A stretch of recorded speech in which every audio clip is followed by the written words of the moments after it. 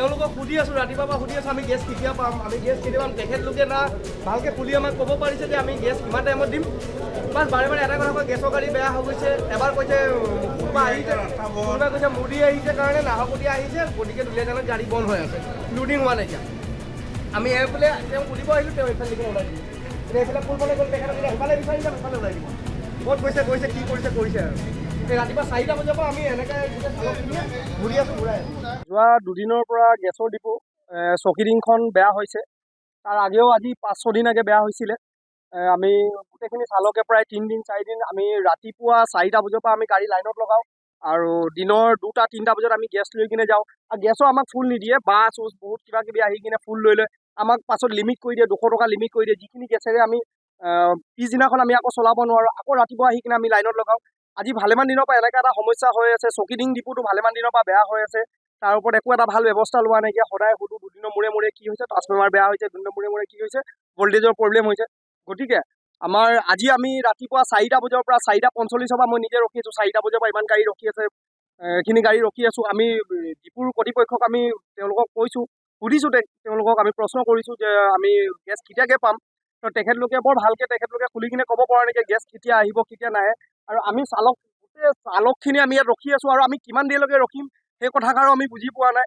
আৰু আমাৰ ডিষ্ট্ৰিক্টৰ DC ছাৰলৈ আমি এটা বিনম্ৰ অনুৰোধ, যাতে আমাৰ ডিব্ৰুগড় CNG চালকখিনিৰ কাৰণে তেখেতলোকে যাতে তেখেতে বেলেগ এটা ডিপুৰ, বেলেগ 2-3টামান ডিপুৰ আৰু ব্যৱস্থা কৰক।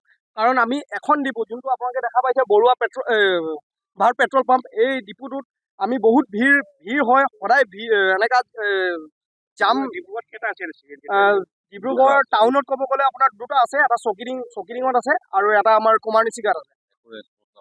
আমি ইয়াতো আজি আহিছোঁ, আজি ৰাতিপুৱাৰ পৰা ৰখি আছোঁ, একো ৰেছপন্স দিয়া নাই ভালকৈ যে গেছ কেতিয়া পাব কেতিয়া নাপায়। সুধিলে কয় যে গেছ গাড়ী বেয়া হৈ আছে, সময় লাগিব।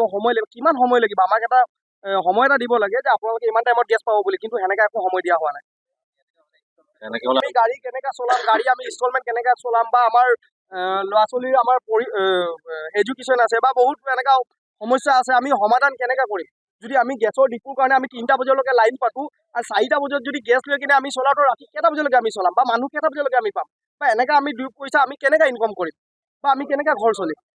আজি ষ্টুডেণ্টৰ কাৰণে আমাৰ অসুবিধা হৈছে। মোৰ নিজৰ গাড়ী ষ্টুডেণ্ট, আজি মই ষ্টুডেণ্ট বেলেগক দি পঠিয়াই দিছোঁ, কাৰণ মোৰ গাড়ীত গেছ নাইকিয়া।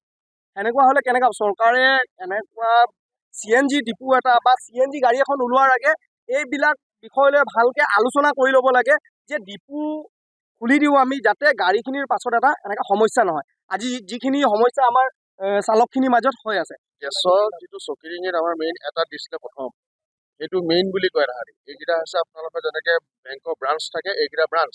এতিয়া মেইন যেতিয়া হেড অফিচটোৱে বেয়া, অনবৰতে বেয়া। এটা মাহত যদি 20 দিন যদি বন্ধই থাকে, আমি চলিম কেনেকৈ? আমি এজন দুজন ল'ৰা নহয় নহয়, কিমানকেইখন ঘৰ চলি আছে। 2 নম্বৰতে আছে এইটো ডিপু, আমাৰ এইটো কুমাৰচিগা ডিপু। এখেতলোকে আমাৰ একো কথা ৰেছপন্সেই নকৰে। যেতিয়াই যি আহোঁ ৰিকুৱেষ্ট কৰিলোঁ, বা যদি কিবা জানিছে গম পাইছে আমাক ইনফৰ্ম কৰক, নকৰে। 3 নম্বৰতে আছে আমাৰ লেপেট কটা চেঁচাটো, সেইটোতো কেতিয়াও গেছেই নাথাকে। গেছৰ গাড়ীখিনি আমাৰ হাতত দিলে কেলে? তেতিয়াহ'লে গেছৰ গাড়ীখিনি আমাৰ হাতত দি ল'লে, গেছ ডিপুত গেছ নাই, আমি ক'ব চাম খাম কি? আমি EMI কেনেকৈ দিম? যদি 3 দিন 4 দিন 5 দিনকৈ যদি গাড়ী বহাই থ'ব লাগে, বেংকৰ মানুহ আহি ঘৰৰ পৰা গাড়ীত আনিবলৈ কাৰণে চেষ্টা কৰে। ইয়াত যেতিয়া আহি সুধোঁ গেছ কেতিয়া পাম, এটাই উত্তৰ যে আমি নাযাওঁ। আৰু চকিডিং ডিপুটোত ফোন কৰিলে এতিয়া তাহাঁতে ফোন চুইচ অফ কৰি থৈ দিছে, মানুহ এটাও নাই তাত। সেইকাৰণে ৰিকুৱেষ্ট কৰিছোঁ, অনেষ্টলি আপোনালোকক ৰিকুৱেষ্ট কৰিছে, আমাৰ কি বুলি কওঁ এতিয়া, যে DC ছাৰ হওক, আমাৰ পৰিবহণ বিভাগ হওক, এটা ষ্ট্ৰিক্ট ডিচিশ্যন এটা লওক।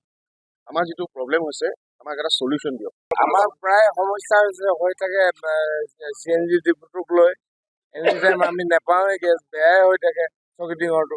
আৰু এইটোত আহিলেও নাপাওঁ। ৰাতিপুৱাৰ পৰা এতিয়ালৈকে দিনভৰ ৰাতিপুৱা আহি লাইন পাতি 1-2টালৈকে গাড়ী আহে নাই, কোনো ঠিকান নাই। বহুত সমস্যাত ভুগি আছোঁ।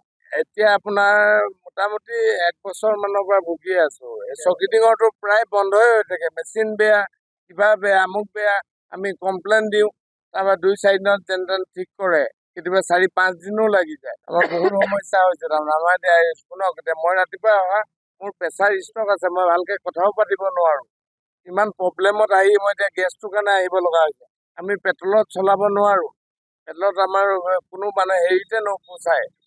আমাৰ গেছত এনেকুৱা প্ৰব্লেমৰ কাৰণে আমাৰ বহুত মানে দিগদাৰ হৈছে। আমি অতি অনতিপলমে সোনকালে যদি ডিচি ছাৰে আমাক এই টাউনৰ ভিতৰত আৰু এটা ব্যৱস্থা কৰি দিয়ে CNG ৰ, আমি বহুত মানে হেৰি হওঁ।